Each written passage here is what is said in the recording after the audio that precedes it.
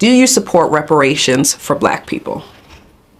Well, listen, again, we had over 200 years of slavery. We had Jim Crow for almost a century. We had legalized discrimination, segregation, and now we have segregation and discrimination that is not legal but still exists and is a barrier to progress. We have disparities around housing. We have disparities around education. We have disparities around income. And we have to recognize that everybody did not start out on an equal footing in this country. And in particular, Black people have not. And so we have got to recognize that and do something about that and give folks a lift up. That's why, for example, I'm proposing the LIFT Act. Give people who are making $100,000 or less as a family a tax credit, which will benefit and uplift 60% of Black families who are in poverty. So by default, it affects Black families, but there's not a particular policy for African Americans that you would explore. But no, if you look at the reality of who will benefit from certain policies, when you take into account that they're not starting at the same place and they're not starting on equal footing, it will directly benefit Black children, Black families, Black homeowners, because the disparities are so significant. So if we focus on the specific issues that have resulted in the greatest disparities, and we understand that that's part of why we're doing it. Listen, the reality also is this: any policy that will benefit Black people will benefit all of society. Let's be clear about that. Let's really be clear about that. So I'm not going to sit here and say I'm going to do something that's only going to benefit Black people. No, because whatever benefits that Black family will benefit that community and society as a whole and the country. Right?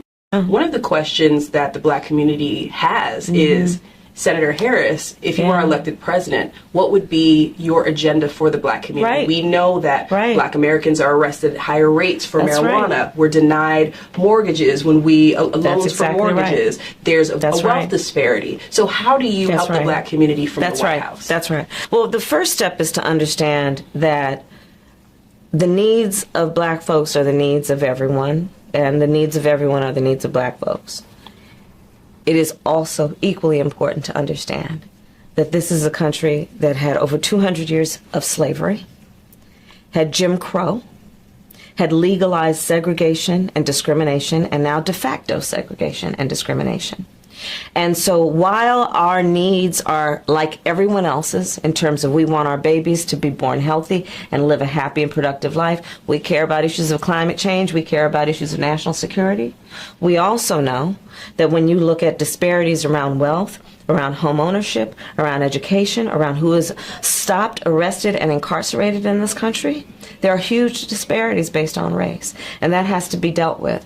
So part of my proposal in terms of the agenda, specifically for Black folks, is about what we need to do, for example, around maternal mortality. I have actually sponsored a bill and intend, as President of the United States, to make sure it is passed, around recognizing that Black women are 3 to 4 times more likely to die in childbirth.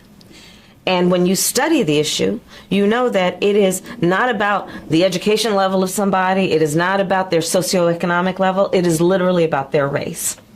Remember what happened to Serena. It is literally about racial bias in the medical health professions that cause people to not take Black women seriously when they walk into the door of that hospital or that emergency room in terms of how they talk about what they need. The agenda includes HBCUs, for example. I am a proud graduate of Howard University.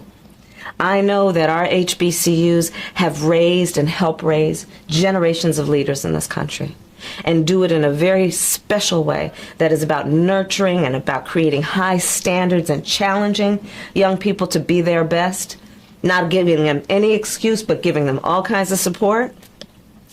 So we need to do more. Yeah, I'm right now working on, and actually got it out of the Senate, and the House passed it around giving more money to HBCUs around their historic landmarks. But there's more to be done around creating incentives for more young people to go into the STEM professions through HBCUs.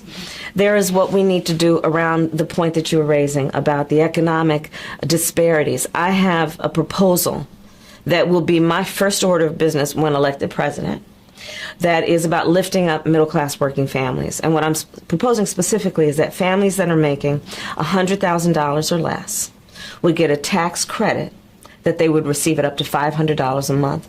This proposal, economists across the board have said, would be the most significant middle-class tax cut for American families in generations, and it would lift up 60% of black families out of poverty.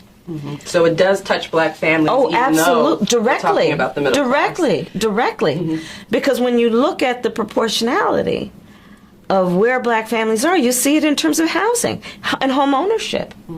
Where white families, something, I'm going to get this generally right, but something around 70% of white families own their homes versus somewhere around 40% for black families. Yeah. So you don't have to look very hard to see that disparities exist. But you also don't have to look very hard to see this, that when we're talking about families, regardless of their color, they have an equal desire to work hard, to love their children, and allow them to have a pathway and an equal pathway to success. Black mothers, white mothers of whatever race, wake up in the middle of the night worrying about their children and their health and their well-being, and we need to address that. But I will say there's another issue that we need to address that's specific to black families, and that is this. We cannot have a society where a father or a mother, by the time their son turns about 12 years old, has to sit down and have the talk with him about how he will be stopped or chased or arrested or even killed because of the color of his skin. And so how do you intend to change that from the White House? How would you change policy around that? Part of it is that the president makes a decision about who's going to run the United States Department of Justice. Currently, under this administration, they have shut down the pattern and practice investigations that involve investigating police departments that have a pattern and practice of discrimination. Those need to be reopened and revived with vigor, because no American should want that a police department that has a history and a pattern and practice of discrimination should be able to get away with that without consequence and accountability. Another issue is what happens through the Department of Justice around consent decrees, which are basically a requirement that police departments that have a history of that kind of behavior, they're under a court order for supervision. This Department of Justice has essentially shut those down. Right. First order of business for me would be to revive them. Kamala Harris, the current Vice President of the United States, has long been seen as a potential future presidential candidate, both due to her political background and her historic role as the first woman, first black woman, and first South Asian woman to hold the vice presidency. Harris launched her campaign for the 2020 Democratic presidential nomination in January 2019. Although she started with significant enthusiasm and media attention, her campaign struggled to gain traction among voters as she suspended her run in December 2019. Despite the early exist, Harris made an impact during debates and through her policy proposals, particularly focusing on issues like criminal justice reform, healthcare, and economic inequality. In 2020, after ending her presidential bid, Harris was selected by Joe Biden to be his running mate. Her selection was historic, and she played a key role in energizing key Democratic constituencies, including women and voters of color. As vice president, Harris has faced challenges, especially around her handling of certain high-profile issues, such as the immigration crisis at the US-Mexico border. Nonetheless, her position gives her significant visibility and political experience, both of which could strengthen her case for presidential bid. Harris has faced criticism and fluctuating approval written during her time as vice president.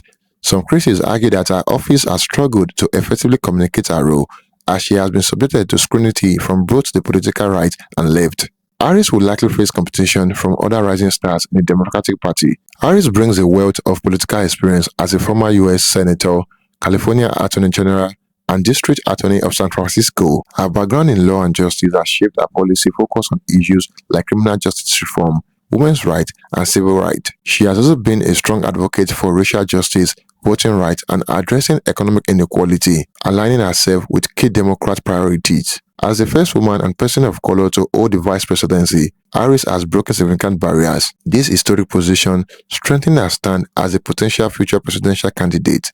particularly among underrepresented groups and women voters. Thank you for watching. Don't forget to like and share your thoughts in the comment box below. Until next time, cheers and have a good one.